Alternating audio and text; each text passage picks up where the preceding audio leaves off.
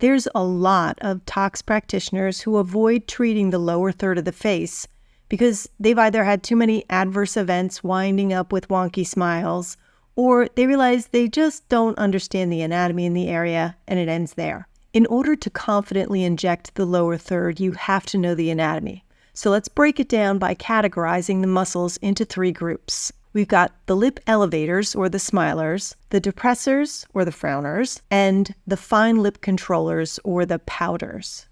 What makes this area complex is the muscles are layered on top of each other. So to simplify this concept, I'll present them from deep to superficial. Let me begin by explaining what the yellow structure is that's found lateral to the lips. It's called the modiolus. It's the convergence point and endpoint for a number of muscles, and it allows for precise coordination of movements that we need for speech, drinking, and swallowing.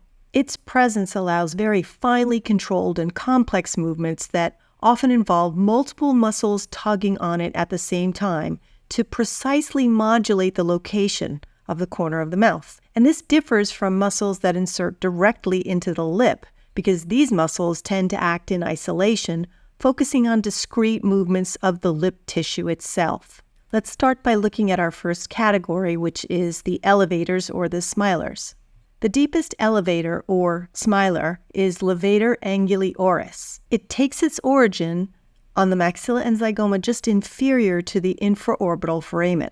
It inserts into the modiolus, and when it contracts, this muscle elevates the angle of the mouth, contributing to smiling. I'll talk about the adverse events and what happens when tox finds its way to the elevators that insert into modiolus after the next muscle, which is zygomaticus major. It takes its origin on the zygoma, somewhat lateral to the oral commissures.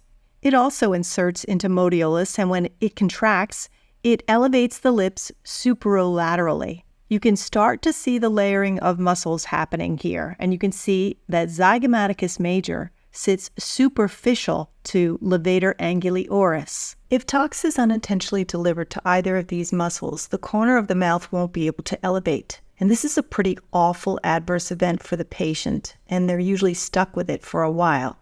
It happens more frequently when treating crow's feet, which I'm not going to spend a lot of time on here since the focus of this video is perioral muscles. Slightly medial to zygomaticus major, we find zygomaticus minor. This muscle also takes its origin on the zygoma, but medial to zygomaticus major. And unlike zygomaticus major, zygomaticus minor inserts at the lip. So when it contracts, you can probably see that it elevates that lateral aspect of the lip. As we move toward the midline, we find levator labii superioris. It takes its origin from the maxilla and zygoma, but superior to the infraorbital foramen. So you can see how the origin of levator labii is overlaying and superficial to the origin of levator anguli oris. When levator labii contracts, it elevates the more medial aspect of the upper lip. The most medial elevator of the lip is levator labii superioris aliquae nasi.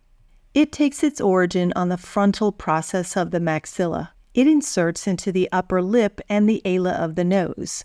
And in addition to elevating the medial lip, it produces that snarling expression by causing dilation of the nostrils and elevation of the wings of the nose. Now we're going to move down below the lower lip, and we'll talk about mentalis, which actually is involved in fine lip control and the pout. Mentalis originates from the incisive fossa as 2 separate bellies. Those bellies send out fibers that insert into the skin of the chin. Most of the time it decussates in the center, but when it doesn't, the patient will have what's known as a cleft chin. When mentalis contracts, it causes protrusion or pouting of the lower lip, as well as elevation of the chin and wrinkling of the skin of the chin. Lateral and deep to mentalis, and sitting very close to the bone, we find depressor labii inferioris, which is one of the depressors or frowners. Depressor labii takes its origin at the oblique line of the mandible. Depressor labii inserts into the skin of the lower lip, and when it contracts, it pulls that lower lip down. Therefore, it's classified as a lip depressor.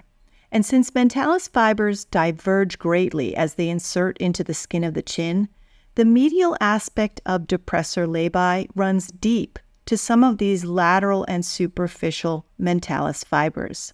This is where some injectors get into trouble when injecting Mentalis. They desperately want to inject the areas that are hyperactive.